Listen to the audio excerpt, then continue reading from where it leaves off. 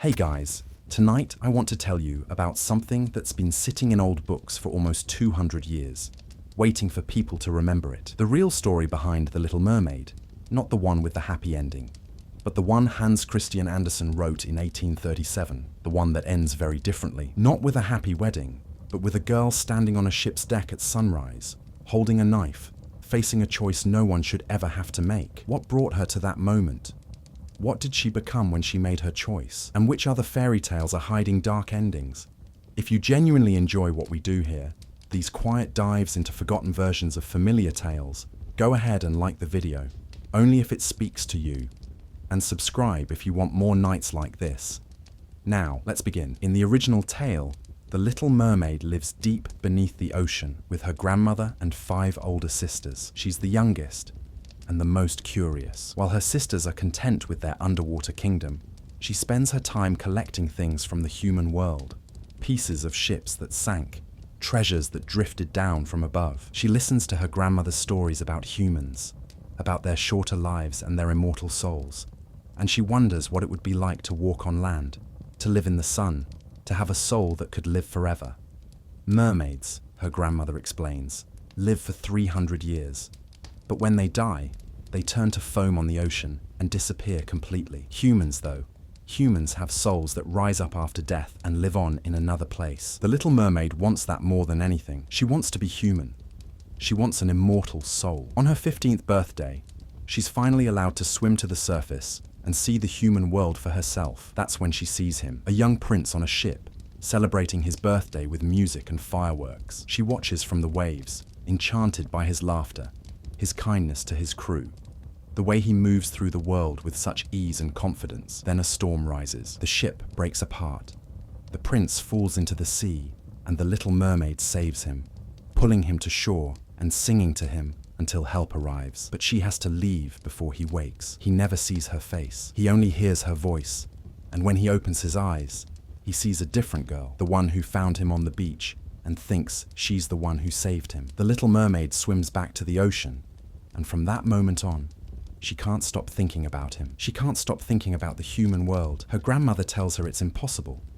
A mermaid can only gain a soul if a human loves her so much he marries her and pledges his life to hers. But the prince doesn't know she exists. The Little Mermaid sits in her father's garden, beneath the surface, and grows quieter and sadder with each passing day, until her sisters can't stand to see her so unhappy. They tell her about the sea witch. The sea witch lives in a dangerous part of the ocean, past whirlpools and strange creatures, and water so dark you can't see your own hands. But what exactly did she become when she touched the waves that last time? The answer would come later, at dawn. But first we need to understand what brought her to that moment. To understand why she made that choice, we need to go back to the beginning, to the witch and the bargain. The sea witch's cave was cold and dark, and the potion came with warnings. The Little Mermaid finds her in a clearing, surrounded by bones and strange reaching plants that grab at anything that passes. The witch isn't cruel exactly. She's practical. She knows what the mermaid wants, and she knows the price. "I can give you legs," the witch says. "I can make you human. But magic like that doesn't come free." The Little Mermaid asks what she wants. Gold, jewels. The witch shakes her head. She wants something more valuable than treasure. She wants the mermaid's voice. "Your voice is the most beautiful thing about you," the witch explains. "I'll take it and keep it for myself. You'll be able to walk and dance and move like a human, but you'll never speak again. Not a word, not a sound." The Little Mermaid hesitates. Without her voice, how will she tell the prince who she is? How will she explain that she's the one who saved him?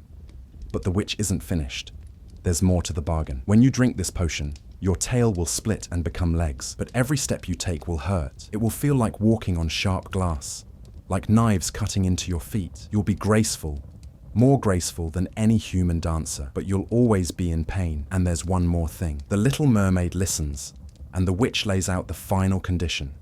If the mermaid can make the prince fall in love with her, if he marries her and pledges his life to hers, she'll gain a human soul and live as a human forever. But if he marries someone else, if he gives his heart to another woman, the Little Mermaid will die. On the morning after his wedding, she'll turn to foam on the sea and disappear forever. No soul, no second chance, just gone. The mermaid thinks about this. She thinks about the pain and the silence and the risk. She thinks about her family, her sisters, the ocean kingdom she'll be leaving behind. But when she imagines the prince, when she imagines walking beside him in the sunlight, when she imagines the possibility of an immortal soul, she agrees. She drinks the potion. It tastes bitter and burns going down. She feels her body change, feels her tail split apart, and the pain is so sharp and sudden that she faints. When she wakes, she's lying on the beach near the prince's castle, and her tail is gone. She has legs. She has feet. She tries to stand, and every step on land would feel like walking on broken glass. But the mermaid agreed anyway. She learns to move through the pain, to smile through it, to dance through it. She becomes the most graceful dancer anyone at the palace has ever seen. The prince finds her on the beach that first morning. Just as he found the other girl months before, he's kind to her. He brings her to the palace, gives her fine clothes and a place to stay, and she becomes his constant companion. He loves her, but not the way she needs him to.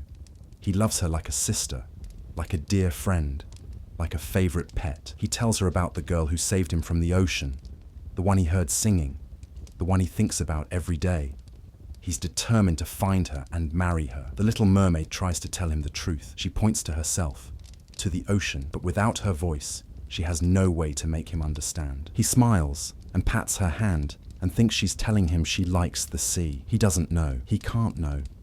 Months pass. The little mermaid stays by his side, dancing for him even though each step aches, sitting with him in the gardens, watching him grow more and more restless. Then one day, his parents tell him he must marry. They've arranged a match with a princess from a neighboring kingdom, and the prince agrees to meet her. He's resigned to it. He thinks he'll never find the girl who saved him, so he might as well marry someone suitable. But when he meets the princess, something changes. She's kind and sweet, and she reminds him of the girl from the beach, the one he thinks saved him. He convinces himself that this is her, that fate has brought them together, and he falls in love. Or he thinks he does. Or maybe he just wants to believe it so badly that he makes it true. The wedding is planned. The little mermaid stands in the church and watches the prince marry the princess, and her heart breaks. She knows what this means. She knows what will happen when the sun rises tomorrow. The prince and his new bride sail away on a ship that night to celebrate, and they invite the little mermaid to come along. She dances at their wedding feast, smiling the whole time, moving with such grace and beauty that everyone watches her and marvels. But inside, she's counting down the hours. At dawn, she'll die. At dawn, she'll turn to foam and disappear, unless there's another way. Her sisters brought her a knife and a terrible choice. Just before sunrise, the little mermaid stands on the deck of the ship, watching the horizon turn pale. She's ready to let go. She's ready to accept what's coming. Then she sees movement in the water. Her sisters rise from the waves, and she barely recognizes them. Their long, beautiful hair is gone. They've cut it all off. "We gave our hair to the sea witch," they call up to her. "She gave us this knife in return. If you use it before sunrise, if you take the prince's life, you can return to the sea. You can become a mermaid again. You can come home." They throw the knife up to her, and the little mermaid catches it. She stands there holding it, looking at the blade, thinking about what they're asking her to do. She could go below deck. She could find the prince sleeping beside his bride. She could save herself. She thinks about the ocean, about her father and her grandmother and her sisters. She thinks about the 300 years she could still have, swimming in the deep water, living in the kingdom beneath the waves. She thinks about home. Then she thinks about the prince. She thinks about his kindness, his laughter, the way he smiled at her every day, even though she couldn't speak. She thinks about how happy he looked when he married the princess. She stood over the sleeping prince and couldn't do it. She can't take his life, even to save her own. She can't trade his happiness for hers. She drops the knife into the sea and watches it sink. The sun rises. The little mermaid feels herself changing, feels her body becoming lighter, less solid. She's dissolving, turning into foam, just as her grandmother said she would. But something unexpected happens. She doesn't disappear. Instead, she rises into the air. She feels herself lifting up, becoming something new, something transparent and light. She hears voices around her, soft, kind voices welcoming her. She became a daughter of the air, earning a soul through kindness, a very different ending than Disney's Kiss. The daughters of the air are spirits who fly unseen through the world, doing good deeds, bringing cool breezes to hot places, carrying the scent of flowers, helping where they can. They don't have immortal souls yet, but they can earn them. For every good deed, they come a little closer. After 300 years of service, they'll finally gain the souls they longed for.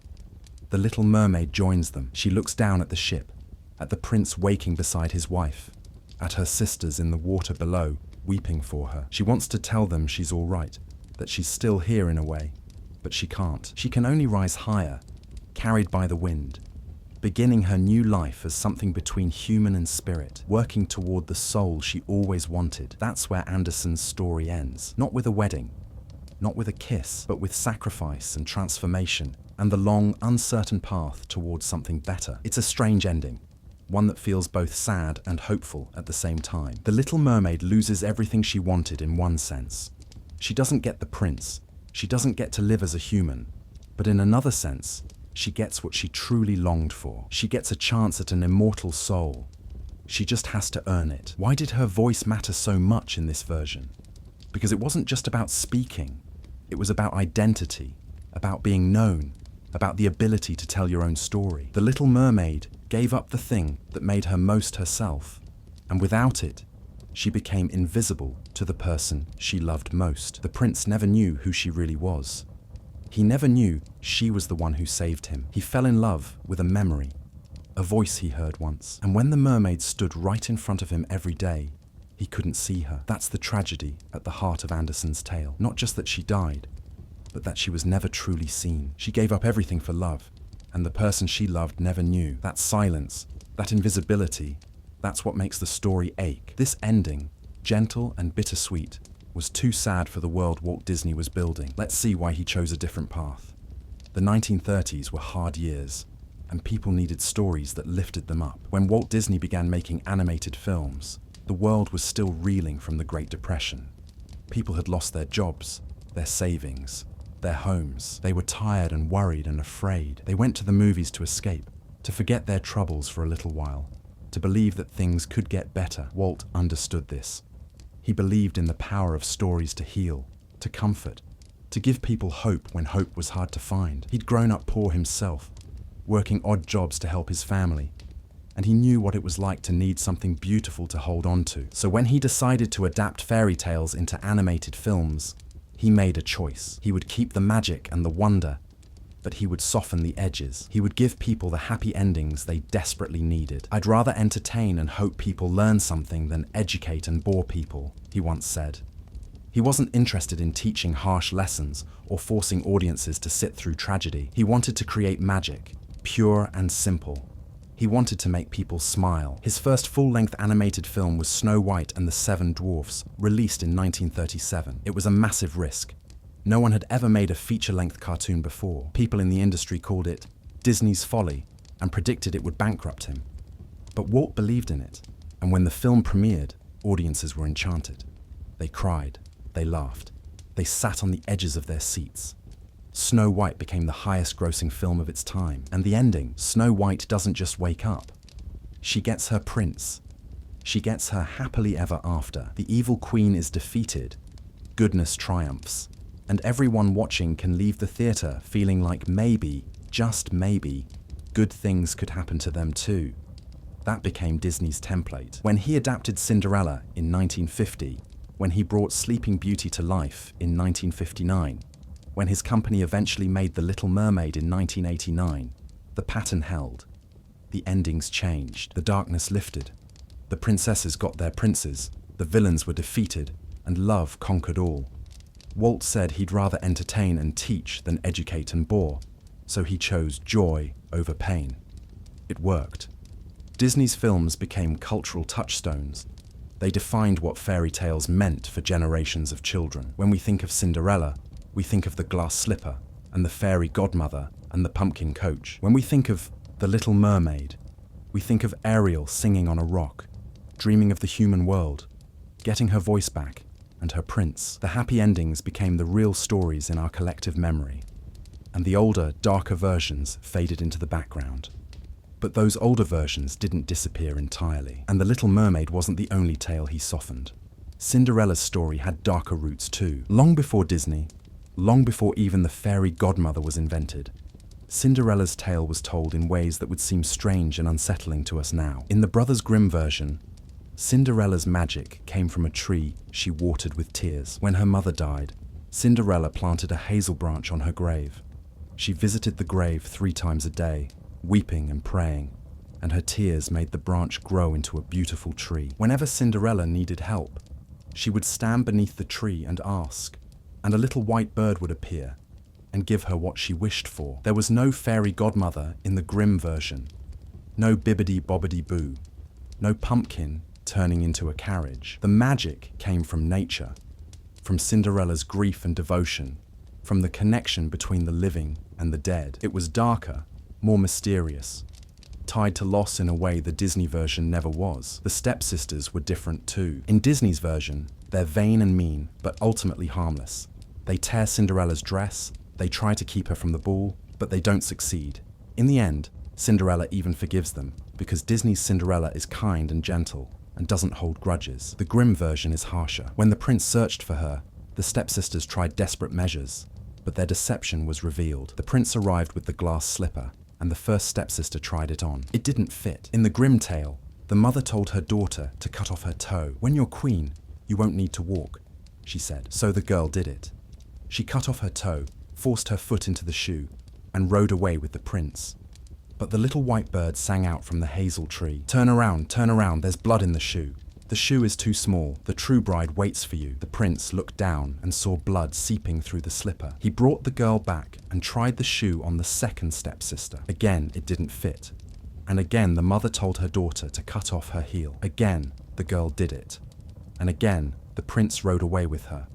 And again, the little bird sang the warning. The prince returned both sisters and finally found Cinderella. At the wedding, the 2 stepsisters tried to win favor with Cinderella, walking beside her to the church. The white birds flew down and pecked out their eyes, 1 eye from each sister on the way to the church, the second eye from each on the way back. Later, at the wedding, consequences found them. The birds who had helped Cinderella remembered everything. That was their punishment, carried out by the same magical creatures who had helped Cinderella all along. Disney removed all of that. In his version, the stepsisters are just silly and vain. They don't hurt themselves, and they don't get hurt. They fade into the background after Cinderella marries the prince, presumably going on with their lives, having learned nothing but suffering nothing either. The story became gentler, easier to watch, appropriate for children without nightmares. But even the Grimm version wasn't the first. A French writer named Charles Perrault wrote down a version of Cinderella in 1697, more than 100 years before the Brothers Grimm. Perrault's version added the fairy godmother and glass slippers, softening the story before Disney ever touched it. In Perrault's tale, Cinderella's magic doesn't come from grief and trees. It comes from a kind fairy who appears when Cinderella needs her most, waving her wand and transforming pumpkins and mice into coaches and horses. The stepsisters don't mutilate themselves. They simply fail to fit the slipper, and Cinderella forgives them at the end because she's good-hearted and kind. Perrault was already doing what Disney would do later, softening the edges, making the story more palatable, adding whimsy and hope. Disney just took it further, adding songs and animation and color, making the magic feel even more magical, the happiness even more joyful. So Cinderella's transformation happened in stages. The oldest versions, from places like China and Egypt and Italy, featured girls in desperate situations helped by magical forces, sometimes dead mothers, sometimes helpful animals, sometimes mysterious benefactors. As the story traveled through Europe, it changed. Perrault made it gentler. The Grimms made it darker again, adding the violence back in, emphasizing consequences and justice. Then Disney arrived and created the version most of us know, the one with singing mice and a pumpkin coach and a perfect fairy godmother who makes everything right. What pattern connects all these fairy tale changes? The same thread that ran through The Little Mermaid, the same choice Disney made again and again. He took stories about loss and suffering and consequence and transformed them into stories about hope and magic and happy endings. Cinderella's story was softened even before Disney. Perrault added the fairy godmother a century before the animated film, but the pattern continued with other tales. Snow White's queen danced in red-hot shoes at the wedding. Sleeping Beauty's prince faced thorns and fire, or at least they did in the original versions. The Brothers Grimm didn't hold back. In their telling of Snow White, The evil queen doesn't just fall off a cliff during a storm. She gets invited to Snow White's wedding, and when she arrives, she finds red-hot iron shoes waiting for her. She's forced to put them on and dance until she falls down dead. It's a brutal image, meant to show that evil gets its punishment, that vanity and jealousy and murder can't go unpunished. The Grimm brothers believed in consequences. Their stories were meant to teach lessons, to warn children about the dangers of pride and cruelty and disobedience. They didn't soften the violence because they thought the violence mattered. It was part of the moral weight of the tale. Disney removed all of that. In his version, the queen falls off a cliff while trying to crush the dwarfs with a boulder. It's dramatic, but it's not personal. She's not tortured. She's just defeated by her own evil plans backfiring. The queen faced justice, but Disney chose exile over harsher endings. The focus shifts away from punishment and towards Snow White's happiness. We see her wake up, kiss the prince, say goodbye to the dwarfs, and ride off into the sunset. The ending is about new beginnings, not about the queen's fate. Sleeping Beauty went through a similar transformation, though her story's changes are even more dramatic. In the earliest version, written by Giambattista Basile in 1634, Sleeping Beauty's prince finds her asleep, and his actions while she sleeps led to her having children, while still unconscious. She only wakes up when one of her babies sucks the cursed splinter from her finger. It's disturbing and uncomfortable, and Charles Perrault changed it when he wrote his version in 1697, making the prince wake her with a kiss instead. But even Perrault's version had darker elements that Disney removed. Earlier versions included troubling elements that Disney removed entirely, focusing instead on true love's kiss, the three good fairies, and the battle with Maleficent. In Disney's 1959 film, Sleeping Beauty is a straightforward tale about a curse, true love, and the triumph of good over evil. Prince Philip fights a dragon, cuts through thorns, and wakes Aurora with a kiss. It's adventurous and romantic, but it's not unsettling. The darker implications are gone. Rapunzel's story changed too. In the Grimm version, the prince visits Rapunzel in her tower many times before the witch discovers them. When she does, she's furious. She cuts off Rapunzel's hair, banishes her to the wilderness where she gives birth to twins alone, and then tricks the prince when he returns. She lets him climb the severed braid, then lets go. The prince fell from the tower and was hurt, but he healed. He landed in thorns that pierced his eyes, blinding him. He wandered the wilderness for years, alone and sightless, until he heard Rapunzel singing. Her tears fell on his eyes and healed them, and they were reunited. Disney's version, released as Tangled in 2010, keeps none of that. Rapunzel escapes the tower with Flynn Rider's help. The witch is defeated. Flynn is briefly injured but heals quickly, and he and Rapunzel get their happy ending without years of suffering and separation. The story becomes an adventure comedy, fun and exciting, appropriate for all ages. Again and again, the pattern held. Pain became inconvenience. Tragedy became temporary setback. Disney removed the pain, but kept the core. Good hearts, true love, perseverance. The princesses still face challenges. They still had to be brave and kind and true to themselves. But the challenges became easier to watch, easier to bear. Children could identify with the heroines without being traumatized. Parents could take their families to these films without worrying about nightmares. The transformation was intentional and thorough. Disney understood that stories could still teach important lessons about kindness, about courage, about believing in yourself, without showing graphic violence or prolonged suffering. He proved that you could make people care about characters, make them feel stakes and tension and excitement, without punishing them with endings that hurt. So what was lost in these transformations? And what was gained? The question sits at the heart of how we think about fairy tales now. When consequences were real, the stories felt heavier, more like warnings than wishes. The Little Mermaid's original ending carries weight precisely because her sacrifice was permanent. She didn't get a second chance. She didn't get the prince. She made a choice, and the choice had real, irreversible consequences. That meant something. In the old tales, choices mattered. If you were cruel, like Cinderella's stepsisters, punishment found you. If you were vain and murderous, like Snow White's queen, you didn't just lose, you suffered for it. If you made a bargain with a witch and the bargain went wrong, you couldn't undo it. The stakes were real because the endings weren't guaranteed to be happy. The Little Mermaid's sacrifice meant something because she could have chosen differently. She could have killed the prince. She could have saved herself. The knife was in her hand. The choice was hers, and she chose love over survival, kindness over cruelty, even when it cost her everything. That choice resonates because it was hard, because she had something to lose, because there was no safety net waiting to catch her. The same is true across these tales. Rapunzel's prince wandered blind for years before he found her again. That suffering, that time, that made their reunion mean more. Cinderella endured real cruelty from her stepsisters, and their consequences, harsh as they were, felt like justice. The stories had edges, rough places, that caught on something real in the human experience. They acknowledged that life is hard, that choices have weight, that sometimes people suffer through no fault of their own, and sometimes people who do wrong things face real consequences. There was moral weight to the original tales. Good and evil weren't always clearly defined. The sea witch wasn't necessarily evil.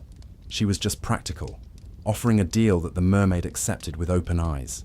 The consequences came not because the witch was cruel, but because the mermaid understood the terms and couldn't meet them. That ambiguity feels more like real life, where things don't always work out, even when you try your hardest and make good choices. The old tales also acknowledged suffering as part of the human experience. They didn't shy away from pain, loss, grief, death. They looked at these things directly and said, yes, this is part of life too. For some people, especially older children and adults, that acknowledgement feels validating. It feels honest. The tales didn't promise that everything would work out. They just showed people trying, choosing, enduring. But there's another side to this, what the changes gave us in return. Because while the old tales carried depth and moral weight, they also carried pain that not everyone needed to experience, especially not children. The new endings let children dream without nightmares, and families watch together without fear. Disney's versions made fairy tales accessible to younger audiences. Parents could take their 3-year-olds to see The Little Mermaid without worrying about explaining death and sacrifice and eternal dissolution into sea foam. Children could dress up as Cinderella without their play turning dark when they remembered what happened to the stepsisters. The stories became safe, and that safety mattered. Hope became the message, not punishment, and millions found solace in that. In Disney's versions, good people get rewarded. Love wins, kindness matters, hard work pays off. These aren't bad messages. In fact, they're powerful ones, especially for children who are still learning how to navigate the world, still figuring out what kind of person they want to be. Disney's films taught whole generations that being kind and brave and true to yourself will lead to good things. That's not a false message, even if it's simplified. Most of us want to believe that. Most of us need to believe that, at least sometimes. The happy endings gave people hope during hard times, during the Depression, during wars, during personal struggles. They gave people something beautiful to hold on to. The films also created shared cultural experiences. Families watched them together. Children quoted them, sang the songs, acted out scenes with their friends. Disney's fairy tales became a common language, a shared reference point. They brought joy to millions of people, and that joy is real and valuable. The magic in those stories, the transformation of pumpkins into coaches, the awakening kiss, the mermaid getting her voice back, that magic made people happy, and happiness matters. Disney's versions also preserved the core messages of the fairy tales, while making them more palatable. Cinderella still teaches about kindness and perseverance. Snow White still teaches about not trusting strangers and the power of love. The Little Mermaid still teaches about curiosity and courage and going after your dreams. The lessons didn't disappear. They just came wrapped in hope instead of warning. And perhaps most importantly, Disney's happy endings acknowledge something true, that sometimes things do work out. Sometimes good people do get rewarded.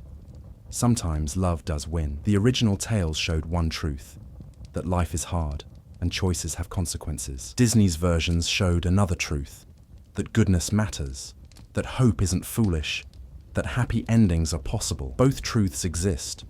Both are real. Both versions exist now, side by side. Which one we need depends on what we're looking for. So now we have both, the old tales and the new. And maybe that's exactly as it should be. The Little Mermaid dissolved into sea foam, and the Little Mermaid kissed her prince. Two endings, two truths. Both versions live in our culture now. You can read Anderson's story if you want something deeper, something that acknowledges sacrifice and loss. You can watch Disney's film if you want joy and music and a happy ending. Neither version invalidates the other. They serve different purposes.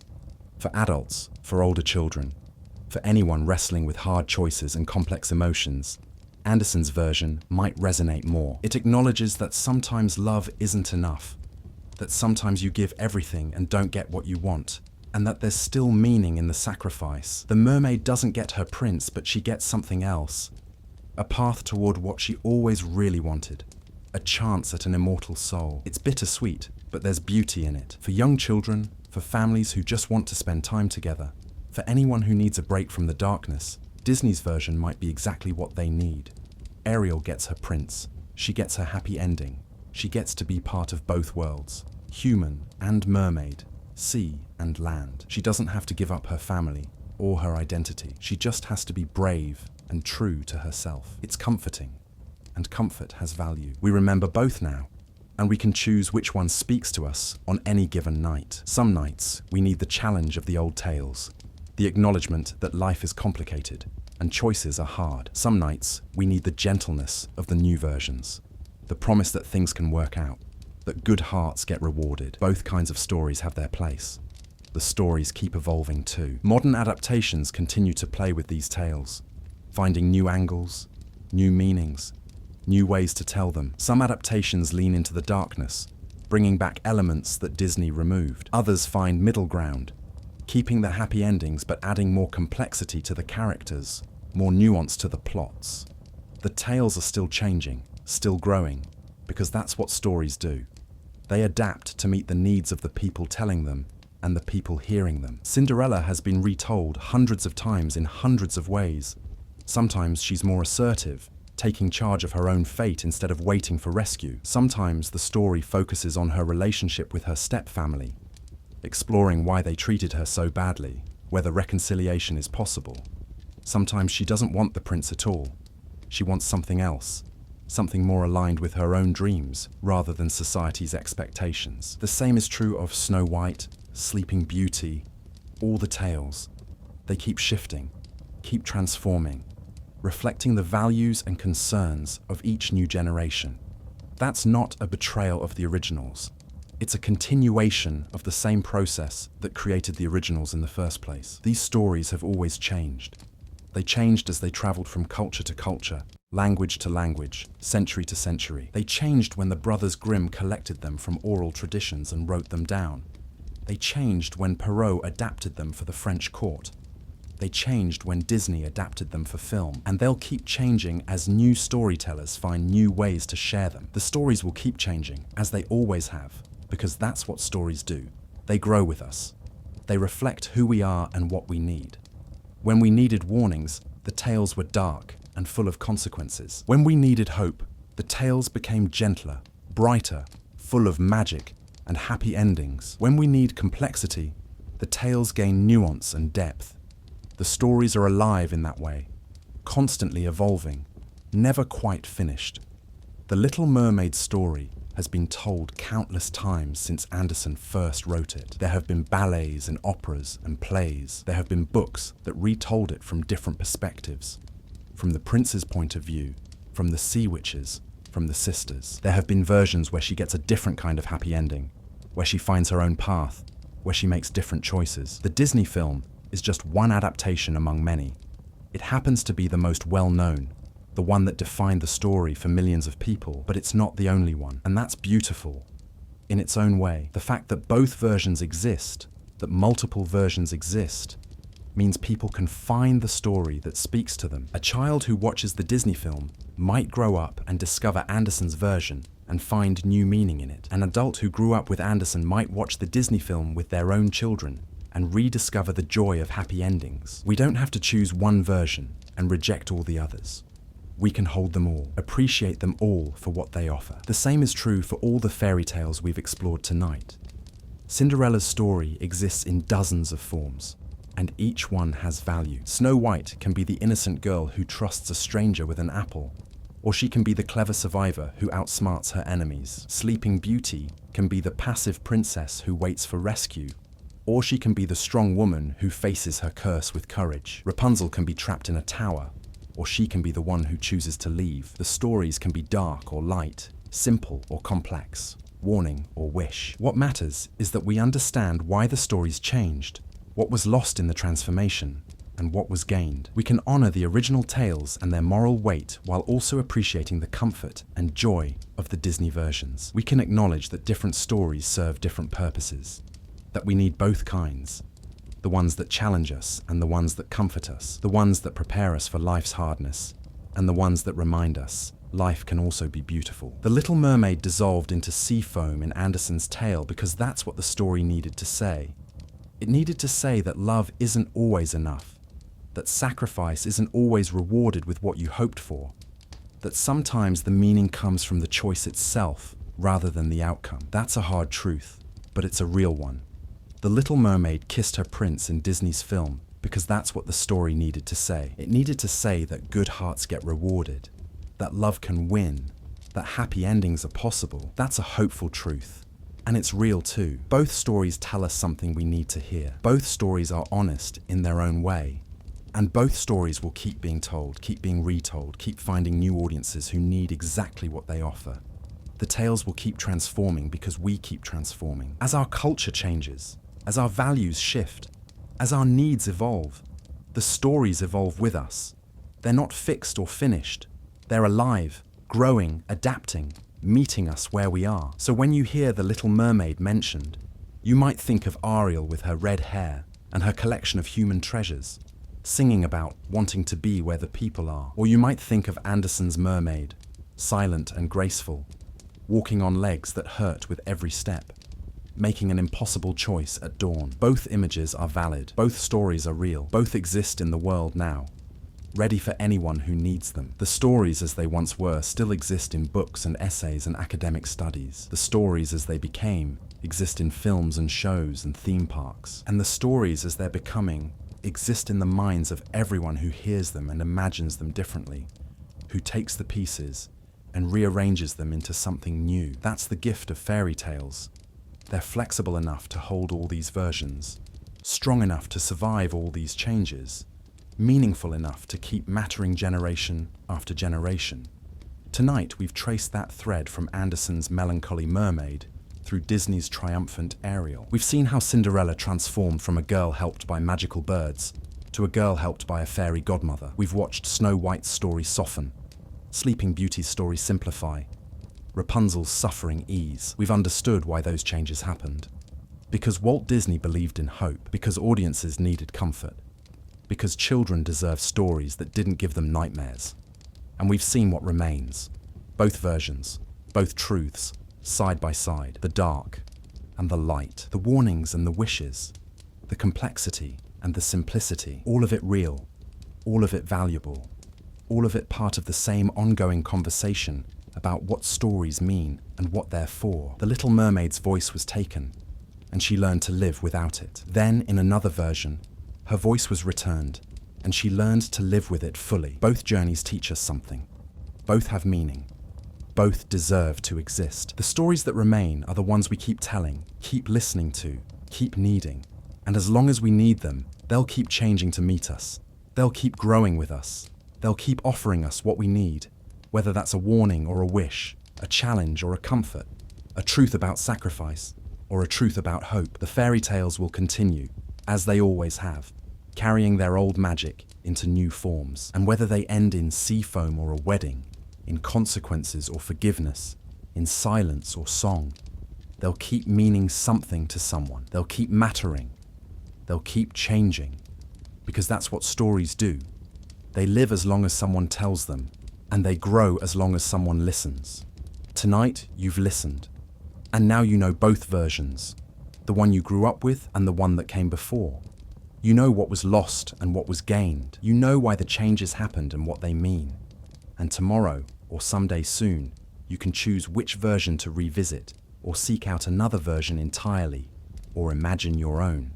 The stories are yours now, to hold and understand, and carry forward however you choose. The Little Mermaid still swims in the deep ocean, wondering about the world above. And she always will, in every version, in every telling, for as long as someone needs to hear about a girl who wanted something more than what she had. who took a risk for love and who transformed into sea foam or into a human, into a daughter of the air or into a princess, into whatever the story needed her to become. That's where we'll leave her tonight. Swimming, singing, transforming, existing in all her versions at once. The stories are endless, and they're all true. But the Little Mermaid isn't the only beloved character with secrets hidden in older pages. Another figure we all know, the girl in the ball gown, the one who lost her slipper at midnight. She has a story too, one that started long before fairy godmothers and pumpkin coaches, one that began in ashes and tears and magic that came from the earth itself. Cinderella's name means Girl of the Ashes, and in the oldest versions of her tale, that's exactly where her magic came from. Not from a wand, but from grief and earth, and a tree that remembered everything. Before the glass slipper, before the fairy godmother, before Disney's mice sang and sewed, there was a girl who watered a grave with her tears and received help from forces far stranger than we remember. What grew from those tears? What did the stepsisters really do when the slipper wouldn't fit? And how did a story about justice and consequence become one about forgiveness and dreams? Let's follow Cinderella back through time, back to the ashes where she began. The girl in the ashes didn't always have that name. In the oldest versions, she had a real name, a mother who loved her, a father who was kind. But then her mother died, and everything changed. Not all at once.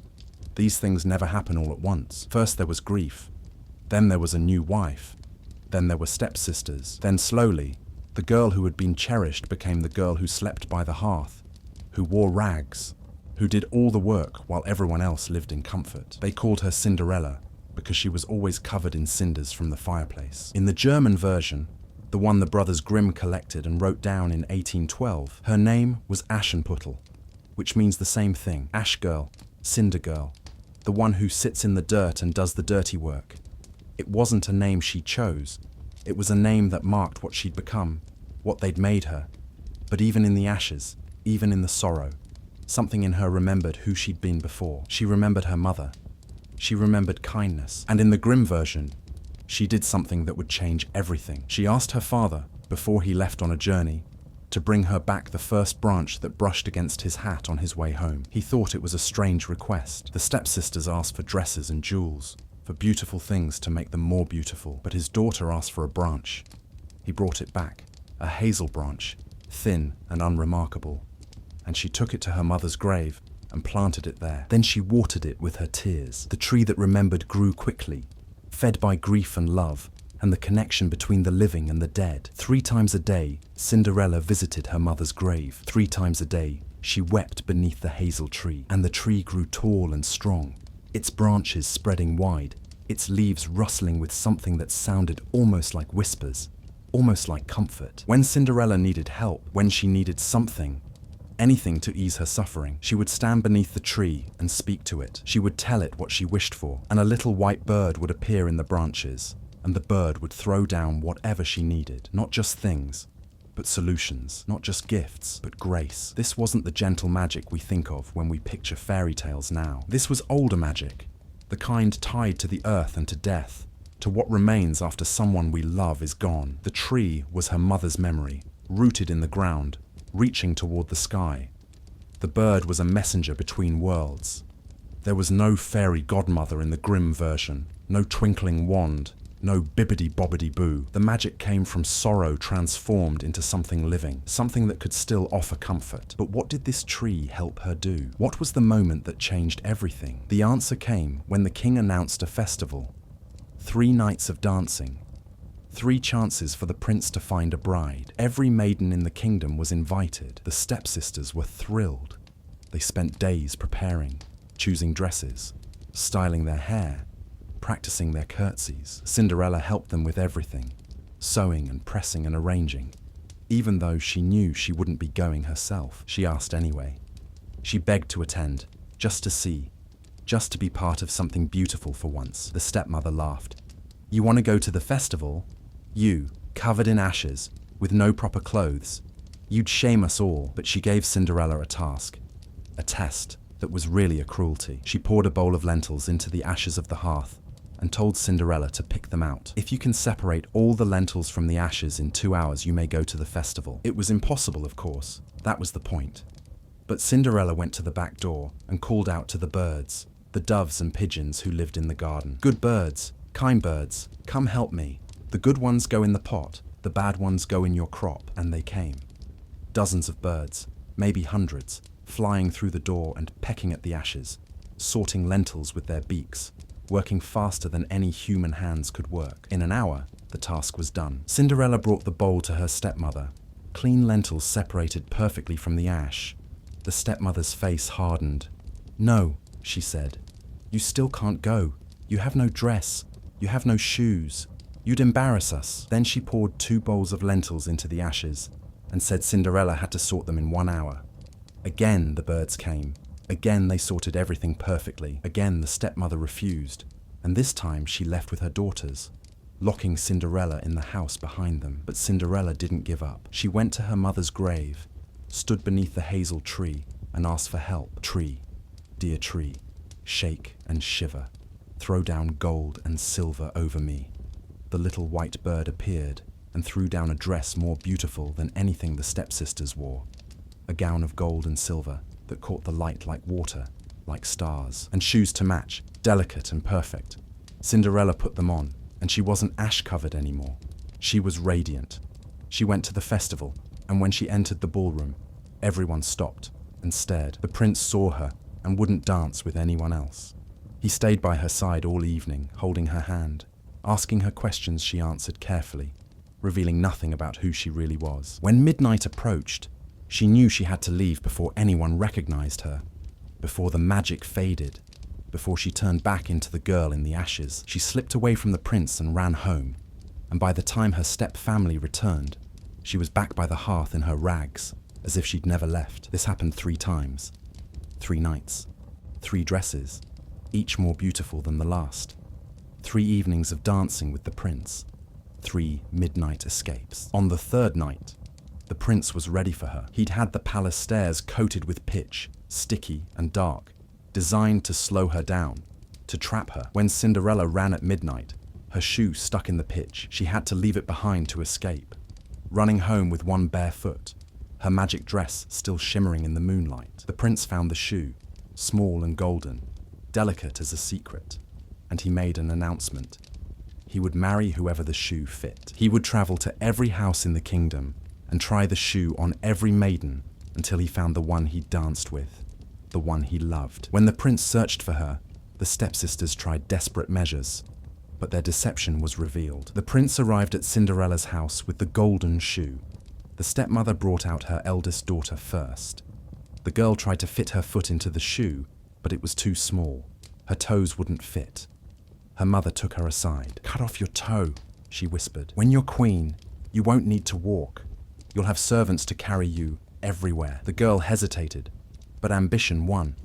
She took a knife and cut off her big toe, forced her bleeding foot into the shoe, and went to the prince with a smile painted on her face. The prince, not looking too closely, accepted her. He helped her onto his horse, and they rode away together toward the palace. But they had to pass the hazel tree, the one growing on Cinderella's mother's grave. As they rode by, 2 white doves sitting in the branches began to sing, turn around, there's blood in the shoe. The shoe is too small. The true bride waits for you." The prince looked down. Blood was seeping through the golden slipper, dripping onto his horse's flank. He'd been deceived.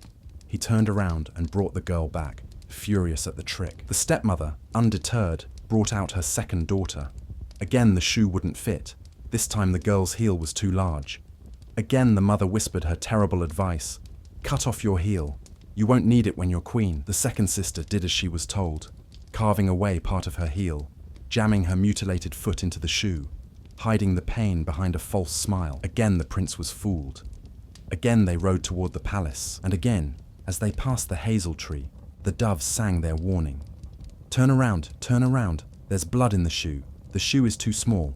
The true bride waits for you." The prince looked down and saw the blood, saw the deception, and brought the 2nd sister back as well. By now he was wary, angry, beginning to wonder if anyone in this house was honest. "Do you have no other daughters?" he demanded. "Only Cinderella," the stepmother said dismissively. "But she's just a kitchen maid, always covered in ashes.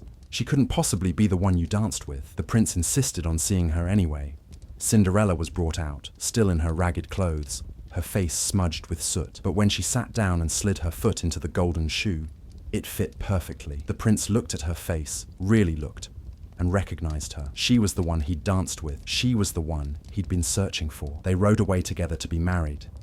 And as they passed the hazel tree one final time, the two white doves flew down and perched on Cinderella's shoulders, one on the right, one on the left, and they rode with her all the way to the palace. But what about the stepsisters? What about their deception, their cruelty, their years of making Cinderella's life miserable? Later, at the wedding, consequences found them. The birds who had helped Cinderella remembered everything. When the stepsisters arrived at the church for the ceremony, trying to win favor with Cinderella now that she was going to be royalty, the two white doves were waiting. As the stepsisters walked into the church, one dove flew down and pecked out the left eye of the elder sister. As they walked out after the ceremony, the other dove pecked out her right eye. The same happened to the younger sister. One eye on the way in, one eye on the way out. The Grimm version ends simply, and so, for their wickedness and falsehood, they were punished with blindness for the rest of their days. It's a harsh ending. There's no forgiveness, no redemption, no second chances. The stepsisters made their choices. They hurt Cinderella. They mutilated themselves in pursuit of power. They lied, and they faced consequences that couldn't be undone. The magic that helped Cinderella also delivered justice, and that justice was permanent and severe. This is the version the brothers Grimm collected from oral traditions in Germany in the early 1800s. They wrote it down as part of their larger project to preserve German folklore, and they didn't soften it. They believed fairy tales should teach lessons, that children should understand actions have consequences, that wickedness should be punished. The violence in their tales wasn't gratuitous. It was pedagogical, meant to impress upon young listeners the importance of being good, being honest, being kind. But even this version wasn't the first. The Grimm brothers were collectors, not inventors. They gathered stories that had been told for generations, stories that existed in different forms across Europe and beyond. And when we trace Cinderella back further, we find that she's even older than the hazel tree, older than the German forests, older than we might imagine. The fairy godmother's arrival changed everything, softening the edges centuries before Disney ever picked up a pencil. In 1697, more than 100 years before the brothers Grimm published their collection, a French writer named Charles Perrault wrote down his own version of Cinderella. He called it Cendrillon, and it was different from the German tale in crucial ways. Perrault was writing for the French court, for aristocratic audiences who attended salons and appreciated wit and elegance. He wasn't trying to frighten children or teach harsh lessons. He was trying to entertain, to charm, to create something beautiful, so he softened the story. He removed the darkest elements and added something new, something magical and kind, the fairy godmother. In Perrault's version, Cinderella doesn't have a tree growing on her mother's grave. She doesn't call upon birds or speak to spirits of the dead. Instead, when she's crying in the garden because she can't go to the ball, a fairy godmother appears, kind, gentle, wielding a wand that can transform the ordinary into the extraordinary. "Dry your tears, child," the fairy godmother says. "You shall go to the ball." With her magic wand, she transforms a pumpkin into a golden coach. 6 mice become horses, a rat becomes a coachman, 6 lizards become footmen, and Cinderella's rags become a gown more beautiful than any dress at the royal palace, a dress that shimmers and flows, decorated with jewels that catch the light. And the shoes, the fairy godmother gives Cinderella shoes made of glass, delicate and clear, the most beautiful slippers anyone had ever seen. But the magic comes with a warning. You must leave before midnight. At the stroke of 12, everything will return to what it was. The coach will become a pumpkin again, the horses will become mice, and your dress will turn back to rags. Cinderella agrees, grateful beyond words. She goes to the ball and dances with the prince, and it's just as wonderful as in the German version. But when midnight approaches, she remembers the warning and flees, losing one glass slipper on the palace steps in her hurry. The prince searches for her, trying the slipper on every maiden in the kingdom. When he arrives at Cinderella's house, the stepsisters try to force their feet into the glass slipper, but it won't fit. They don't cut off their toes or heels in Perrault's version. They just fail, naturally and simply. The shoe is too small, they're not the one. Then Cinderella asks to try it, and of course it fits perfectly. She produces the other slipper from her pocket, proof that she's the mysterious girl from the ball. The prince recognizes her, and they're married soon after. But here's where Perrault makes the most significant change. At the end of the story, Cinderella forgives her stepsisters. Not only does she forgive them, she invites them to live at the palace and arranges good marriages for them both. The story ends with a moral. Forgiveness is more precious than beauty or wit. It is the true gift of a fairy godmother, the key to happiness. There's no violence in Perrault's version, no birds pecking out eyes, no blood in shoes, no punishment at all. The stepsisters are simply outmaneuvered, and then they're forgiven. The focus shifts away from justice and consequence and toward kindness, grace.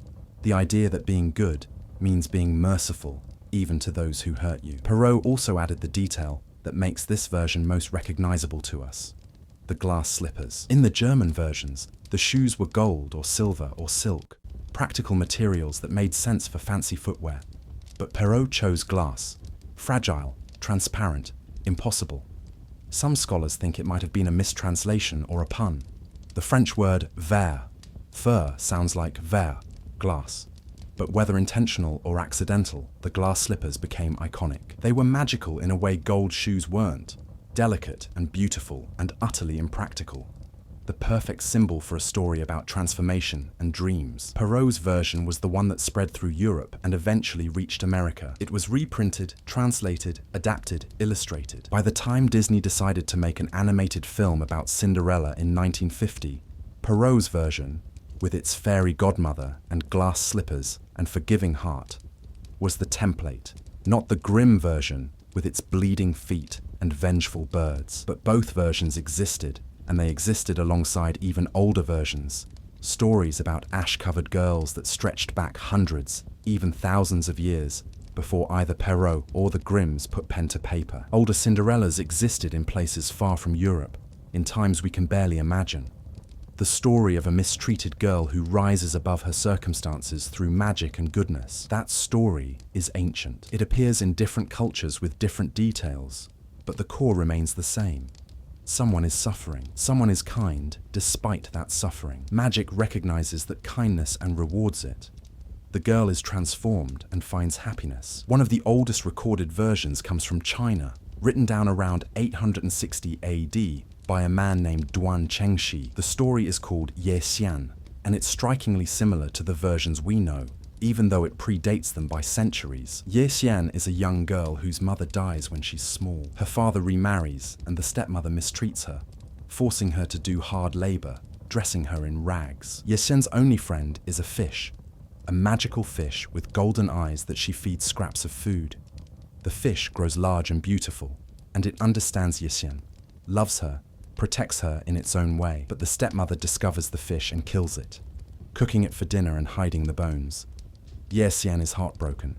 She goes to the fish pond weeping, and a man descends from the sky, a wise man, a spirit, and tells her to retrieve the fish bones and keep them.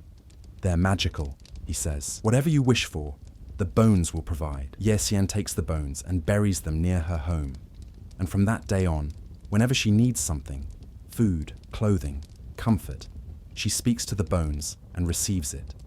When the spring festival arrives, Ye Xian wants to attend, but her stepmother forbids it. After the stepmother and stepsister leave, Ye Xian asks the fish bones for help, and they give her a beautiful dress and shoes, not glass this time, but gold, delicate and light as air. She goes to the festival, but when she sees her stepsister there, she panics and runs, losing one golden shoe in her flight. The shoe is found by a warlord, a powerful man who becomes obsessed with finding the woman it belongs to. He searches his province, trying it on every woman, but it fits no one. The shoe is too small, too delicate. Eventually, his search leads him to Ye Xian's house. When the golden shoe is tried on her foot, it fits perfectly. The warlord sees her beauty and her kindness, and he takes her away to be his wife.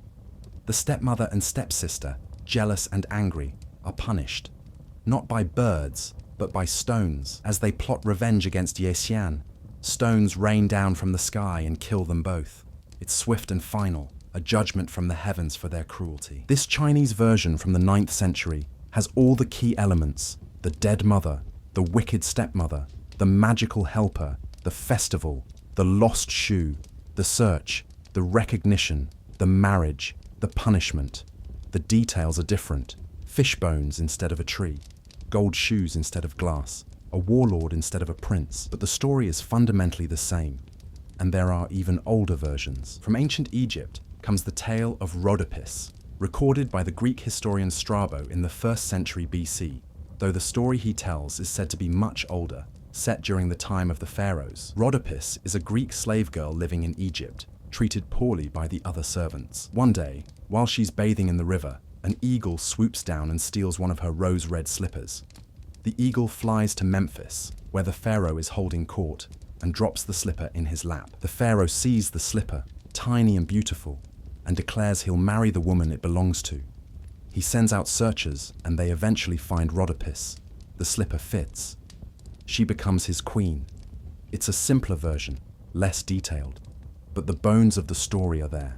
The mistreated girl, the lost shoe, the powerful man searching, the magical transformation. The slipper that changed everything appears in culture after culture, century after century, always carrying the same meaning: proof of identity, test of worthiness, symbol of transformation. In different versions, the slipper is made of different materials: gold in the Chinese tale, rose-red leather in the Egyptian, fur or silk in some European variants, glass in Perrault's French version. Each culture adapted the detail to fit its own sense of what was valuable, what was magical, what was beautiful. The glass slipper became the most famous version, partly because it was the most impractical, the most impossible. A shoe made of glass shouldn't work. It would shatter, cut the wearer, offer no flexibility or comfort. But that's exactly what made it magical. It existed outside the realm of the practical, a pure symbol of enchantment. When Perrault chose glass, or when the mistranslation happened, if that's what occurred,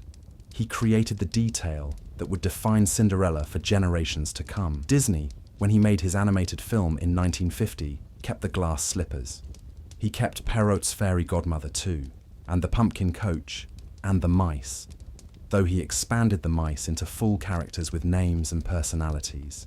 Comic relief that made children laugh. He kept the forgiveness at the end, the kindness that defined Cinderella as a character worth admiring. When forgiveness replaced justice, the story became something different, gentler, more hopeful, more suitable for young audiences who needed comfort, not caution. Walt Disney's Cinderella arrived at a specific moment in American history.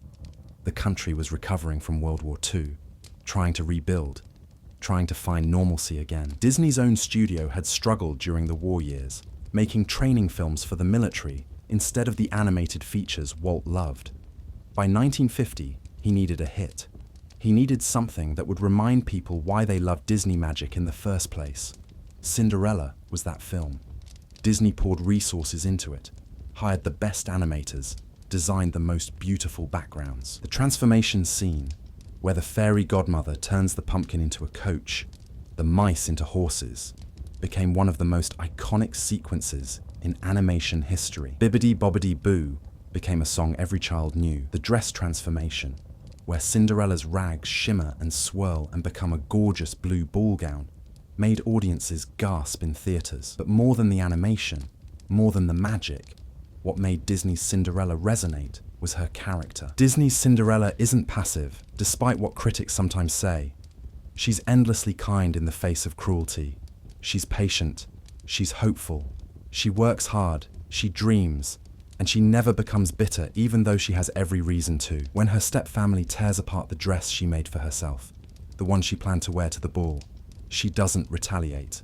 She cries, but she doesn't seek revenge. And at the end, when she becomes royalty, when she has the power to punish those who hurt her, she chooses kindness instead. The film doesn't show what happens to the stepfamily after Cinderella marries the prince, but the implication is clear.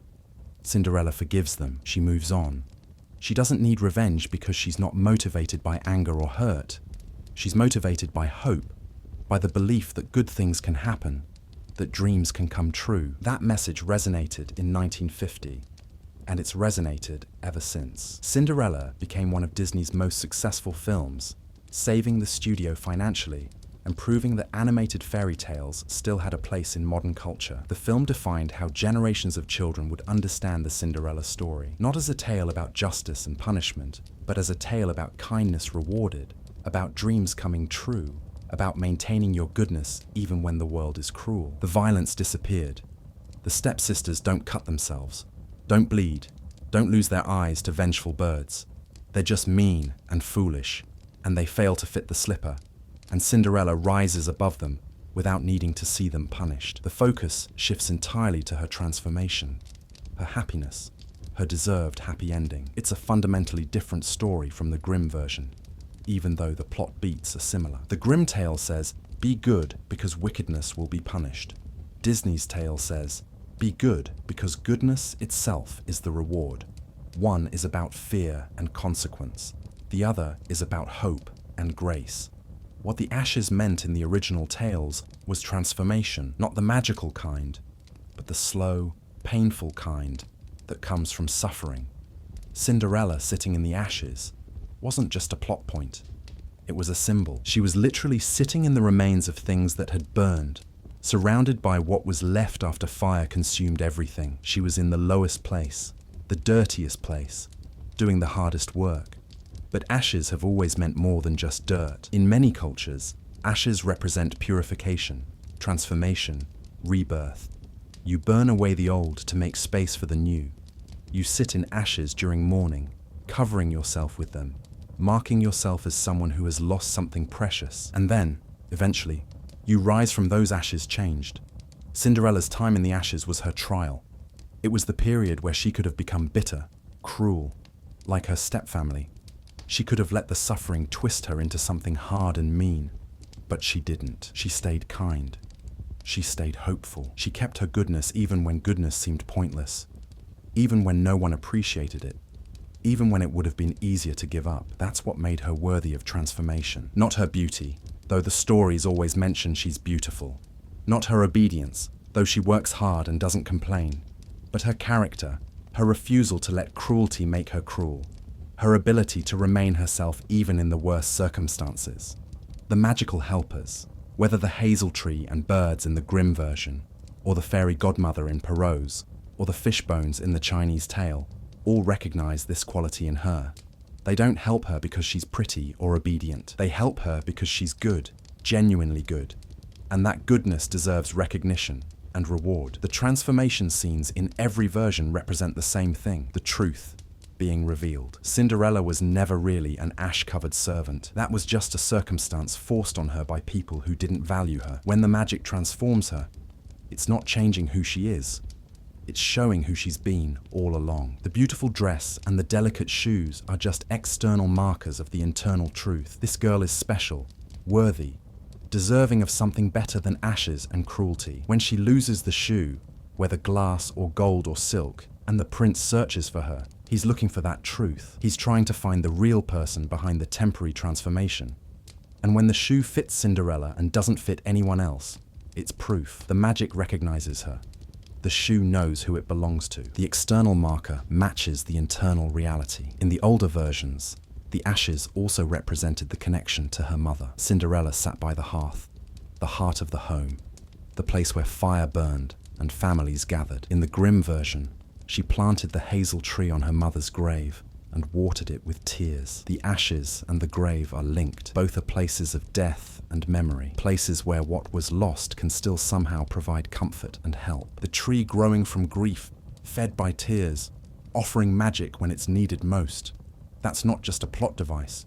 It's a powerful symbol of how love persists after death, how the people we lose can still guide us, still help us, still shape who we become. Cinderella's mother couldn't protect her from the stepfamily's cruelty, but through the tree, through the birds, she could still offer help when it mattered most. Disney removed the grave and the tree, softening that connection, making the magic more whimsical and less tied to death. But in doing so, something was lost. That acknowledgement that transformation often comes from grief, that our greatest strengths sometimes grow in the soil of our greatest losses. The story's many lives continue today, just as the Little Mermaids do, existing in multiple forms for multiple purposes. The Grimm version still exists in books, read by people who want the older, darker version, who want to see justice enacted, who want the moral weight of consequences. Perrault's version exists in collections of French fairy tales, appreciated for its elegance and its early introduction of forgiveness. The ancient versions, Yeshan, Rhodopis, are studied by scholars and storytellers interested in how tales travel and transform across cultures and centuries. And Disney's version remains the most widely known, the one that defines Cinderella for millions of people. It's been remade, adapted, reimagined. There was a live-action Disney film in 2015 that kept the animated version's gentle spirit while adding more depth to Cinderella's character and her relationship with the prince. There have been modern retellings where Cinderella is a fashion designer, a mechanic, a musician. There have been versions where she doesn't want to marry the prince, where she uses her new position to change laws and help others, where the focus shifts from romance to agency. The story keeps evolving because it's flexible enough to carry many meanings. At its heart, Cinderella has always been about someone in a bad situation who maintains their goodness and eventually finds their way out. The details can change. The source of magic, the material of the shoe, the fate of the stepfamily, but that core remains. Some modern versions try to restore elements of the older tales. They bring back the magical tree, the helpful birds, the sense that transformation comes at a cost. Some lean into the darker elements, exploring the stepfamily's motivations, asking why they were so cruel, whether redemption might be possible. Some focus on Cinderella's agency, showing her actively working toward her freedom rather than waiting for magic to save her. All of these versions coexist now, available to anyone who wants them. A parent reading to a young child might choose Disney's version, with its singing mice and fairy godmother, and uncomplicated happiness. A teenager might seek out a retelling that gives Cinderella more complexity, more challenges to overcome, beyond just escaping her stepfamily. An adult might return to the Grimm version and find new meaning in the harsh justice, the recognition that cruelty should have consequences. The glass slipper remains the most enduring symbol, appearing in nearly every version, regardless of how much the rest of the story changes. It represents the test, the proof, the moment when truth is revealed. It's too small for most people. Only the true Cinderella can wear it. And that's part of what makes it powerful as a symbol. It's exclusive, specific, magical. It separates the real from the pretenders, the true from the false.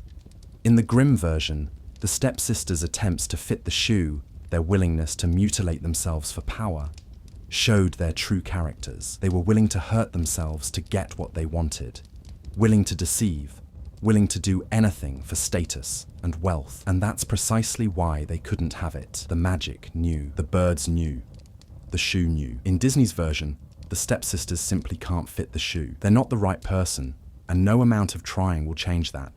It's gentler, but carries the same message. You can't force yourself into someone else's destiny. You can't pretend to be something you're not and expect it to work out. Cinderella's destiny was always larger than ashes and hearths, but she had to stay true to herself while she waited for the opportunity to step into it. That's the lesson that persists across versions. Maintain your goodness, your kindness, your sense of self, even when circumstances are terrible. Eventually, the truth will be recognized. Eventually, the shoe will fit. The story's continuing transformations reflect our changing values. Early versions emphasized obedience and beauty. Cinderella was rewarded for being patient and lovely. Later versions emphasized kindness and forgiveness. She was rewarded for maintaining her good heart. Modern versions often emphasize agency and independence. She's rewarded for taking action, for choosing her own path, for not waiting passively for rescue. But across all these versions, one thing remains constant. Cinderella survives. She endures suffering that could have destroyed her, and she comes out the other side not just intact, but elevated. She doesn't just escape her circumstances.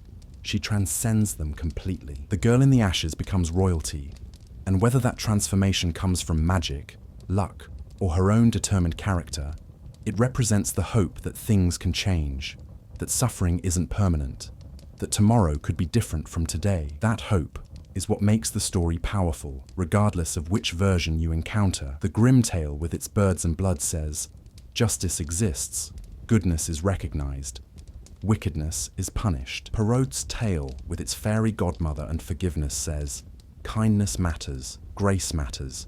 Mercy is more powerful than revenge.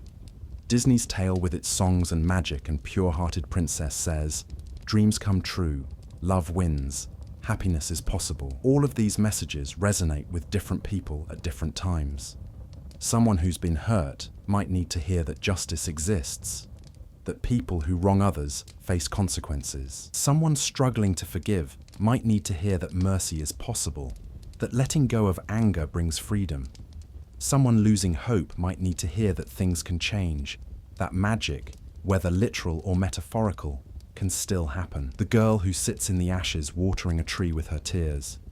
The girl who calls on fish bones for help. The girl whose fairy godmother appears when all seems lost. They're all the same girl fundamentally, and she represents something deep in human experience.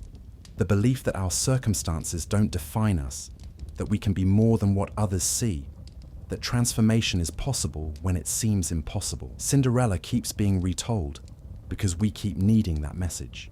We keep needing to believe that goodness matters, that suffering doesn't last forever, that sometimes, maybe not always, but sometimes, the shoe fits and the story has a happy ending. The ashes Cinderella sat in weren't just dirt. They were the burned remains of what came before. The destruction that preceded new growth. To rise from ashes means to be reborn, to emerge changed, but still yourself, to take what was destroyed and make something new from it. That's Cinderella's real magic, present in every version. Not the transformation from rags to riches, from servant to princess, but the internal transformation that allowed her to remain kind in the face of cruelty, hopeful in the face of despair, herself in the face of people who tried to reduce her to nothing. The story will keep changing, as long as people keep telling it. New details will be added, old ones removed. The balance between justice and forgiveness will shift. The source of magic will evolve. But the heart of the tale, the girl in the ashes who dreams of something better and finds it, that will remain, as it has for centuries, as it likely will for centuries more. Because we'll always need stories about transformation. We'll always need stories about kindness recognized and rewarded. We'll always need stories that say your circumstances don't define you, that magic can happen, that the shoe might fit after all. Cinderella will keep living in the ashes and rising from them, again and again, in version after version, each one reflecting something true about what we need to believe, what we hope for, what we dream of when we dream of a better life. And somewhere, in all those versions, in all those tellings, the glass slipper still gleams, delicate, impossible, magical, waiting for the foot that will fit it perfectly, waiting to prove that sometimes, against all odds, the fairy tale comes true. Cinderella's glass slipper led her from ashes to a palace, from cruelty to kindness, from one life to another. But glass appears in another famous fairy tale too, not as a shoe this time, but as a coffin, clear and cold, holding someone who looked like she was sleeping but wasn't sleeping at all. Snow White's story, like Cinderella's, like the Little Mermaid's, was once told very differently than the version we know. And in the oldest telling, beauty wasn't a blessing. It was the thing that started all the trouble. Snow White's tale begins not with dwarfs or a prince, but with a queen's desperate wish and a drop of blood on snow. In the Brothers Grimm version, beauty became a curse that set a terrible chain of events in motion. 3 murder attempts, a glass coffin in the woods, and a punishment so harsh it's been erased from most retellings. What did the evil queen really do to try to kill Snow White? What did the prince want with a girl in a glass coffin? And how did dancing shoes deliver justice at a wedding? Let's follow Snow White back to where her story began, before the whistle while you work and the happily ever after. Back to the queen who couldn't stop looking in a mirror. The girl who was too beautiful started as a wish, a prayer spoken by a queen who wanted a child more than anything in the world. In the Brothers Grimm version, collected in Germany in 1812, the queen sat by her window one winter day, sewing and watching snow fall outside. The window frame was made of black ebony wood, dark as midnight. As she sewed, she pricked her finger with the needle, and 3 drops of blood fell onto the white snow beyond the window. She looked at the contrast, red on white, framed by black, and she thought it was the most beautiful thing she'd ever seen. "I wish I had a child," she said aloud, "with skin as white as snow, lips as red as blood, and hair as black as ebony wood. Sometime after that, her wish came true. She gave birth to a daughter with exactly those features: pale skin, red lips, black hair. They named her Snow White, but the queen died soon after the birth, as mothers often did in old fairy tales, leaving the baby behind. The king mourned, but eventually he remarried. The new queen was beautiful, incredibly beautiful, but her beauty came with a price. She was vain and proud, and she couldn't stand the thought of anyone being more beautiful than she was. She owned a magic mirror, and every day she would stand before it and ask the same question: "Mirror, mirror on the wall, who is the fairest of them all?" And every day the mirror would answer, "You, my queen, are the fairest of all." This satisfied her. As long as she was the most beautiful, as long as no one could rival her, she was content. But Snow White was growing up. The child with skin like snow and lips like blood was becoming more beautiful each year, and the queen didn't notice at first, too absorbed in her own reflection to pay attention to the girl. Until one day, when Snow White was 7 years old, the queen asked her mirror the usual question, and the mirror gave a different answer. "You, my queen, are fair. It's true. But Snow White is 1,000 times more beautiful than you." The queen felt something twist inside her. Envy, sharp and hot and terrible. From that moment on, she couldn't look at Snow White without hatred. Every time she saw the girl's beauty, she felt her own diminishing. It didn't matter that she was still beautiful. What mattered was that someone else was more beautiful, and that someone lived in her own castle, walked the same halls, breathed the same air. The queen's heart turned cold. She couldn't eat. She couldn't sleep. All she could think about was Snow White's beauty and how to destroy it. Finally, she made a decision. She called a huntsman to her chambers and gave him an order. "Take Snow White into the forest and kill her. Bring back her lungs and liver as proof."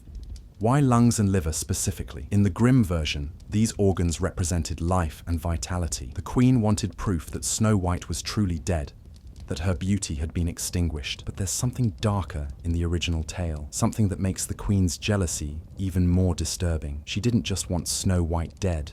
She wanted to consume her. The huntsman's choice would determine everything that followed. He took Snow White deep into the forest, far from the castle, far from anyone who might help her. She was just a child, 7 years old, trusting the huntsman because adults in her world had always taken care of her. She didn't understand why they were walking so far, why he looked so troubled. When they were deep enough that no one would hear, the huntsman drew his knife. But when he looked at Snow White, at her innocence, her beauty, her complete trust, he couldn't do it. He told her the truth. The queen wanted her dead. He told her to run, to hide, to never come back to the castle. Then he let her go. Snow White ran into the forest, terrified, alone, with no idea where to go or what to do. The huntsman, needing something to bring back to the queen, killed a wild boar. He cut out its lungs and liver and brought them back to the palace, presenting them to the queen as Snow White's organs. The queen was satisfied. She believed Snow White was dead. And then, in one of the most disturbing details of the Grimm tale, she gave the organs to her cook and had them prepared for dinner. The queen ate what she believed was Snow White's lungs and liver, consuming the evidence of her rival's death, taking that beauty into herself in the most literal way possible. This detail appears in the original Grimm version, though it's often left out of later retellings. It shows the depth of the queen's obsession, how her vanity had twisted into something monstrous. She didn't just want Snow White dead. She wanted to absorb her, to own that beauty completely. But Snow White wasn't dead. She was lost in the forest, running until she couldn't run anymore, stumbling through undergrowth and darkness until she saw a light ahead. She found a cottage, small and neat, and when no one answered her knock, she went inside. Everything in the cottage was tiny. 7 small plates on the table, 7 small cups, 7 small beds lined up in a row. Snow White was so exhausted and frightened that she ate a little from each plate, drank a little from each cup, and then lay down across several of the small beds and fell asleep. When the owners of the cottage came home that evening, they found her. 7 dwarfs who worked in the mountains mining for gold and gems. They were surprised to find someone in their home, but when they saw Snow White, beautiful even in sleep, clearly exhausted and frightened, they took pity on her. When she woke and told them her story, they agreed to let her stay. She could keep house for them while they worked in the mines, and they would protect her from the queen. But the queen, back at the palace, was already discovering the truth. She stood before her mirror and asked her daily question. Mirror, mirror on the wall, who is the fairest of them all? The mirror answered, you, my queen, are fair. It's true, but Snow White beyond the 7 mountains with the 7 dwarfs is 1,000 times more beautiful than you. The queen realized she'd been deceived.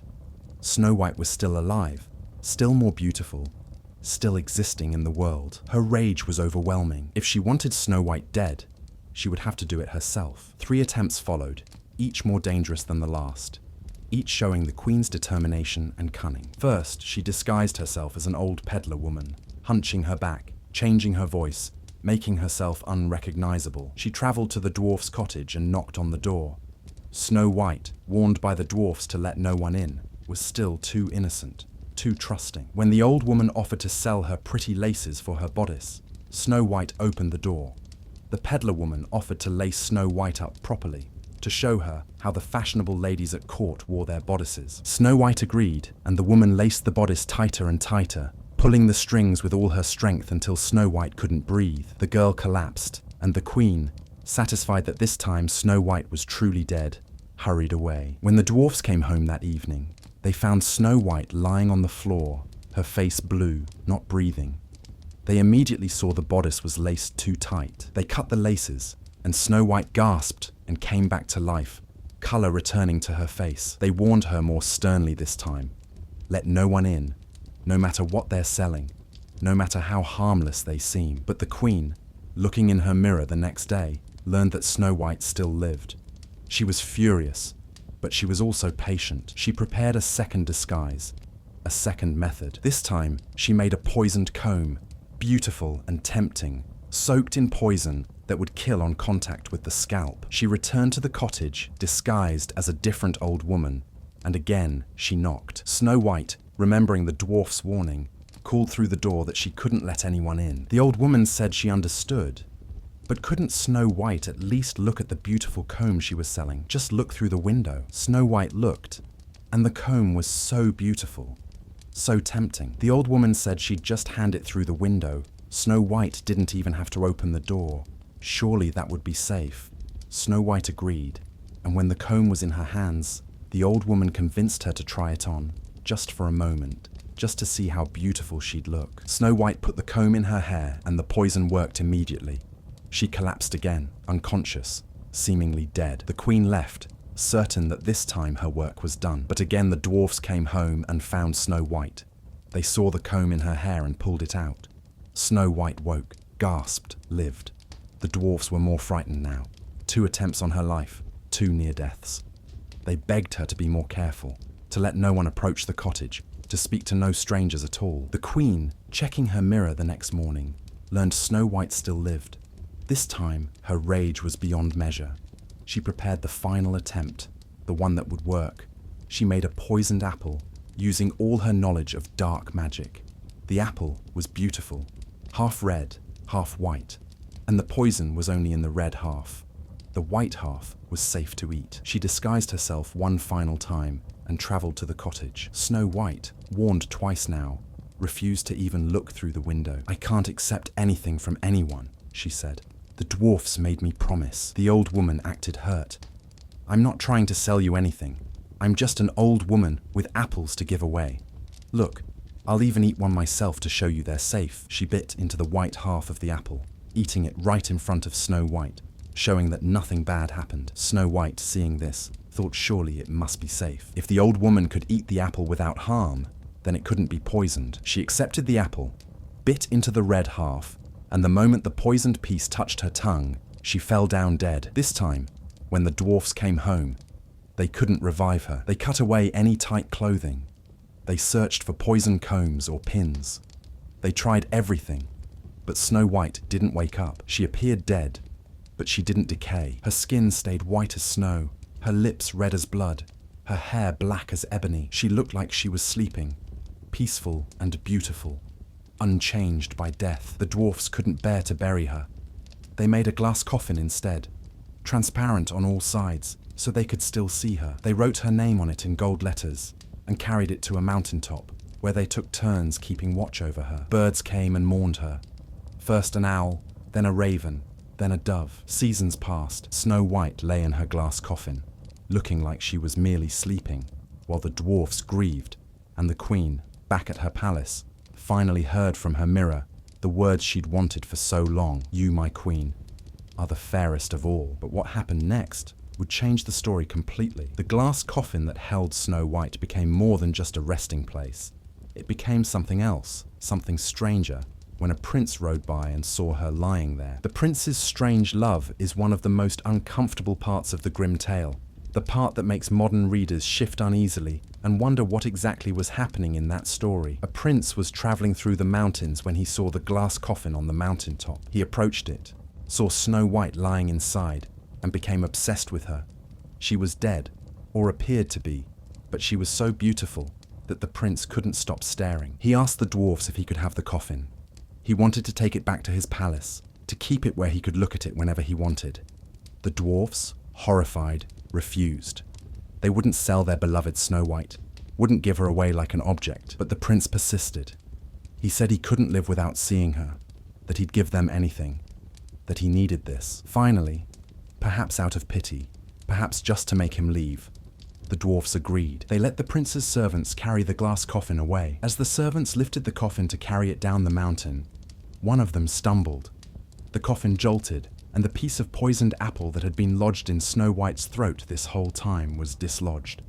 She coughed it up and opened her eyes. She wasn't dead. She'd been in a death-like sleep, preserved by the poison, unconscious, but not truly gone. And now, she woke up inside a glass coffin, being carried by strangers, with no idea how much time had passed or where she was going. The prince was overjoyed. Snow White was alive. She was beautiful. And now she could speak to him, interact with him, be a real person, instead of just a beautiful corpse to look at. He asked her to marry him, and Snow White, probably confused, possibly grateful, definitely in no position to refuse, agreed. This is deeply uncomfortable from a modern perspective. The prince fell in love with what he thought was a dead body. He wanted to own her, to keep her in his palace to look at. The fact that she turned out to be alive doesn't quite erase the strangeness of his initial obsession, but in the context of the fairy tale, this wasn't meant to be creepy. It was meant to show the power of Snow White's beauty, that even death couldn't diminish it, that even strangers would be moved by seeing her. The wedding was planned, and everyone in the kingdom was invited, including Snow White's stepmother, the queen. She didn't know who was getting married. She just knew there was a royal wedding, and she was expected to attend. Before she left her palace, she stood before her mirror one last time and asked her question. Mirror, mirror on the wall, who is the fairest of them all? The mirror answered, you, my queen, are fair, it's true, but the young queen is 1,000 times more beautiful than you. The queen felt that familiar rage, that jealousy she thought she'd finally escaped. Who was this young queen? Who could possibly be more beautiful? She had to see for herself. She went to the wedding, and when she arrived, she saw Snow White, alive, radiant, about to be married, and she realized everything she'd done had failed. Snow White had survived, had grown even more beautiful, had won. What happened next was red-hot justice, the kind the Brothers Grimm believed in, the kind that doesn't allow wickedness to go unpunished. At the wedding feast, a pair of iron shoes had been heating in the fire until they glowed red. The queen was forced to put on these burning shoes, and then she was made to dance. She danced and danced in the red-hot iron shoes, and she couldn't stop dancing until she fell down dead. That's how the Grimm version ends. Not with the queen falling off a cliff or being arrested or running away in shame, but with her being tortured to death at Snow White's wedding, dancing in burning shoes until her heart gave out. It's brutal, visceral, meant to satisfy a sense of justice. The queen tried to kill an innocent girl 3 times. She succeeded in putting her in a death sleep. She ate what she thought were Snow White's organs. Therefore, she deserved the harshest punishment imaginable. Modern readers often find this ending disturbing, and it's been removed from most adaptations. But for the Brothers Grimm, for their audience, this was important. Consequences mattered. Evil should be punished, visibly and severely, so that everyone watching, every child hearing the story, would understand that wickedness doesn't pay, that cruelty brings suffering back upon itself. The glass coffin, the dancing shoes, the mirror that told the truth, all of these elements carried meaning beyond their literal presence in the story. But perhaps the most important element, the thing that drove the entire tale, was the Queen's mirror itself. The Queen's mirror wasn't just a plot device. It was a symbol of vanity and obsession, of how constant comparison can poison a person's heart. Every single day, the Queen asked the same question: who's the fairest? Every day, she needed reassurance, needed to be told she was the most beautiful. When the mirror finally told her the truth, that someone else had surpassed her, she couldn't accept it. She couldn't let it be. The mirror in the grim tale was magic, but it was also honest. It never lied. When the Queen was the most beautiful, it said so. When Snow White became more beautiful, it said that too. The mirror didn't have malice or favoritism. It simply told the truth. And the truth destroyed the Queen, not because the truth was cruel, but because the Queen couldn't handle it. In some ways, the mirror is the real villain of the story, not because it's evil, but because it represents the destructive power of comparison. As long as the Queen measured herself against others, as long as her worth depended on being more beautiful than everyone else, she could never be satisfied. Even when she was beautiful, and she was, the mirror confirmed it. She couldn't enjoy her own beauty because she was too busy worrying about whether someone else might be more beautiful. This is a remarkably modern psychological insight, buried in an old fairy tale. The Queen's problem wasn't that she wasn't beautiful enough. Her problem was that she needed to be the most beautiful, needed that external validation constantly, needed to measure herself against others to know her own worth. When that measurement went against her, when she was no longer number one, her sense of self collapsed entirely. Snow White, by contrast, never asks if she's beautiful. She doesn't seem to think about her appearance at all. She's kind to the dwarfs. She cleans their house. She tries to be helpful despite being young and sheltered. Her beauty just exists. She doesn't cultivate it or obsess over it or use it as a measure of her worth. That's partly why the story makes her innocent and the Queen guilty. Snow White's beauty is natural and unconsidered. The Queen's vanity is deliberate and consuming. The mirror asked, who is the fairest? But the real question underneath was, who has worth? And the Queen believed the answer to that question depended entirely on physical beauty. That belief destroyed her, drove her to attempted murder, to eating what she thought were a child's organs, to chasing Snow White across mountains and through years until finally she danced herself to death in burning shoes. The number 3 appears repeatedly in the tale.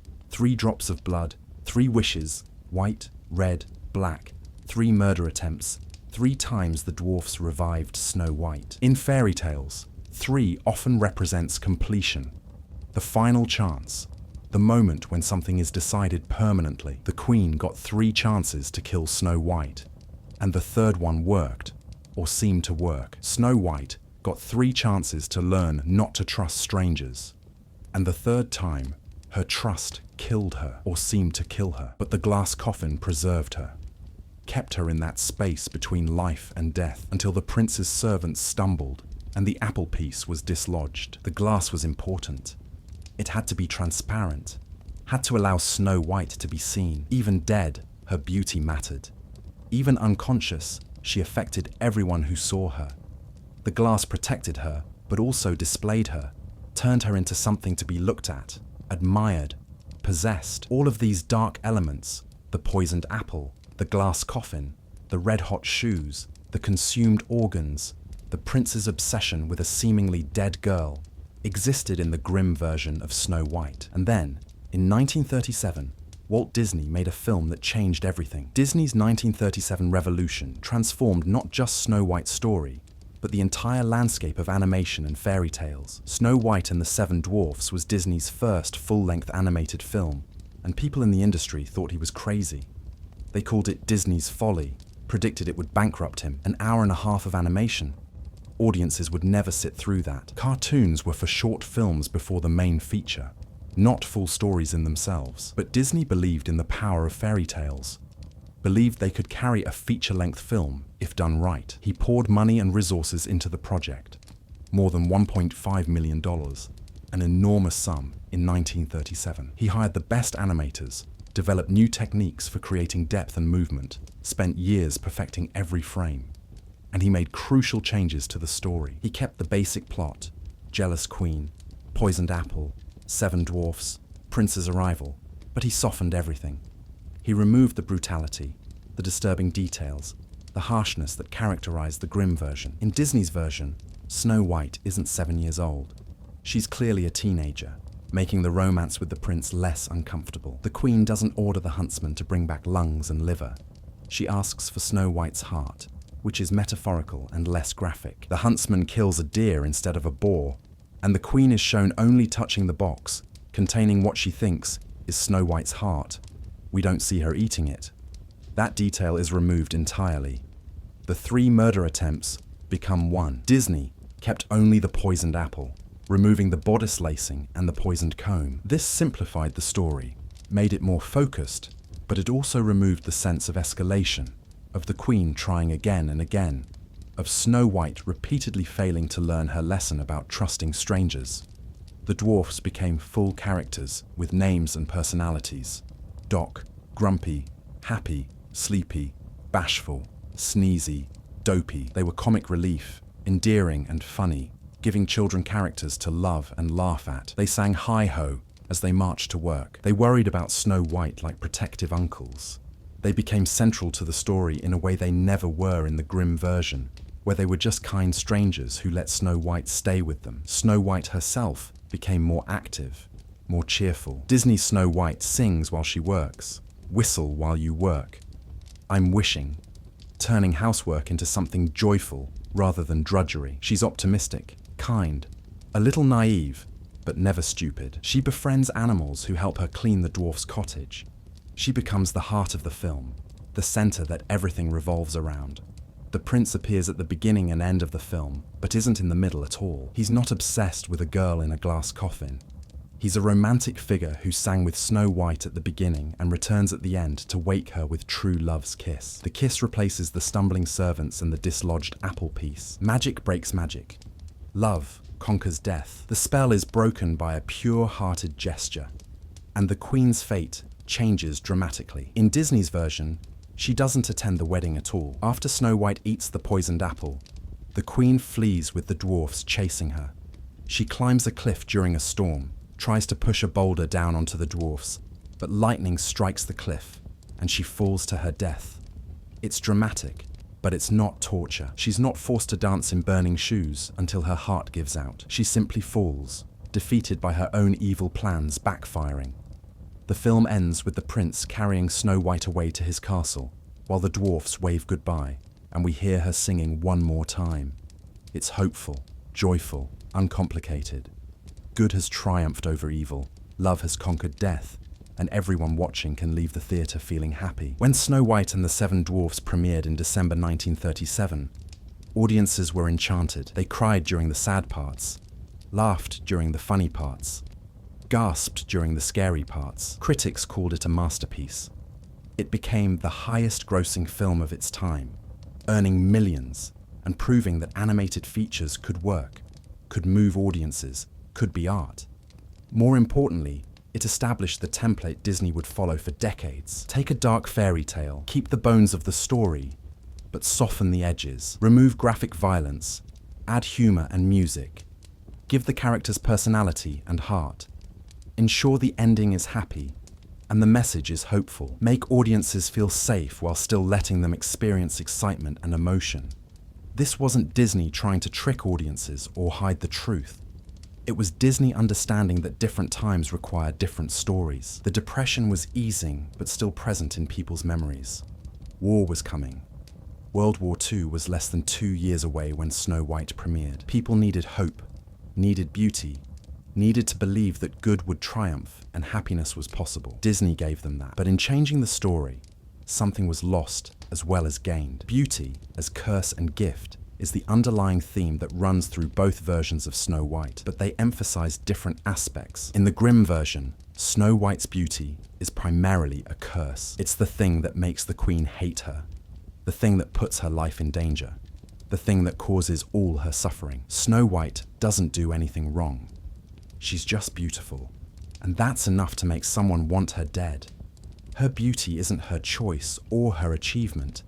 It's just how she was born, the result of her mother's wish, and yet it defines her entire story, determines everything that happens to her. This reflects a truth about beauty that fairy tales often explore. It can be dangerous. Being beautiful can make you a target, can inspire jealousy and hatred, can put you in situations you didn't choose and can't control. The Grimm version doesn't celebrate Snow White's beauty so much as show its consequences.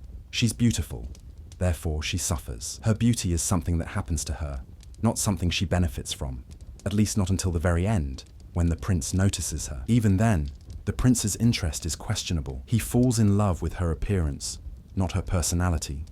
He wants to possess her, to own her beauty, to keep it where he can look at it. When she wakes up and can actually interact with him, that's almost secondary to his initial obsession with her beautiful corpse. The tale seems to be saying, beauty attracts attention, but not always the right kind of attention. Not always the safe kind. The Queen's story reinforces this. Her beauty was supposed to be her greatest asset, the thing that gave her worth and power, but it became her prison. She couldn't stop measuring herself against others, couldn't stop worrying about whether she was still the fairest, couldn't accept aging or the existence of younger, more beautiful women. Her beauty, which should have been a gift, became a curse because she couldn't hold it lightly, couldn't let it be just one aspect of who she was, rather than the definition of her entire worth. In Disney's version, beauty is more straightforwardly a gift. Snow White's beauty is what attracts the prince, what makes the dwarfs want to protect her, what makes her the obvious heroine. She's beautiful and good, and the two qualities reinforce each other. The Queen is beautiful too, but her beauty is corrupted by her evil heart, while Snow White's beauty reflects her inner goodness. This is a simpler, more comfortable message. Good people are beautiful. Evil people become ugly. The Queen transforms into an old hag when she makes the poisoned apple.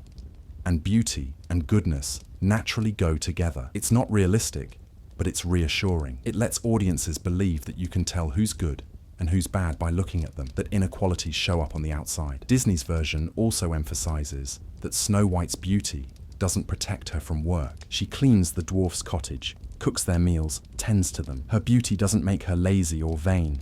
She's still kind, still helpful, still willing to work hard. Beauty and virtue coexist happily, and both are rewarded in the end with true love and a happy ending. Both versions, despite their differences, agree on one thing. Snow White's beauty is central to her story in a way that defines everything else. She's not known for being brave or clever or strong. She's known for being beautiful. The title emphasizes whiteness, snow white skin. The Queen's mirror measures only fairness, beauty. The prince is attracted purely by appearance. Snow White's beauty is her identity in a way that's uncomfortable from a modern perspective, where we want heroines to be valued for their actions and choices rather than just their appearance.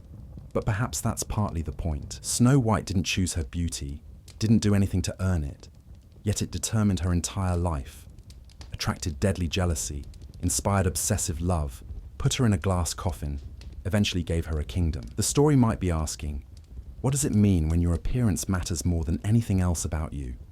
What does it cost to be beautiful in a world that values beauty above all else? The Queen paid the price of believing beauty was everything. She destroyed herself, chasing it, maintaining it, protecting it from competition. Snow White paid a different price. Her beauty made her a target, put her in constant danger, attracted attention she didn't seek and couldn't control. Neither woman could escape beauty's power over their lives. In the end, both the Grimm version and the Disney version acknowledge that beauty changes everything. The Grimm version shows the darkness of that change, the jealousy, the danger, the obsession, the violence. The Disney version shows the light, the romance, the magic, the happy ending. Both are true in their own way. Beauty does change everything. How we tell that story depends on what we need to believe about those changes. The story will keep being retold, just as Cinderella's has been, just as the Little Mermaid's has been. Modern versions sometimes try to downplay beauty's importance, making Snow White valued for her kindness or her courage rather than her appearance. Some versions make her more active, give her agency, let her save herself instead of waiting for the prince. Some versions explore the Queen's backstory, ask what made her so obsessed with beauty, whether redemption might be possible. But the core image remains. A girl with skin like snow, lips like blood, hair like ebony, lying in a glass coffin, beautiful even in death, waiting for whatever comes next. That image is powerful enough to survive any number of retellings, any number of changes. It taps into something deep about beauty and youth and jealousy, and the passage of time, about how we value people and what we fear losing. Snow White will always be the fairest of them all in some version, somewhere. And the Queen will always ask her mirror the same question, desperate for reassurance, terrified of the answer. And the mirror will always tell the truth, because that's what mirrors do. They reflect what's really there, whether we want to see it or not. The glass coffin and the magic mirror both show truth. Both refuse to lie. One preserves beauty in death. The other reveals beauty in life. Both are transparent, unforgiving, exact, and both change the course of a story that began with 3 drops of blood on white snow, framed by black wood, beautiful and ominous all at once. The dark truth behind Snow White is that beauty can be both blessing and curse, that vanity can destroy, that jealousy can turn deadly, that sometimes the most beautiful thing about a person is also the most dangerous thing. The brothers Grimm understood this and told a story about consequences.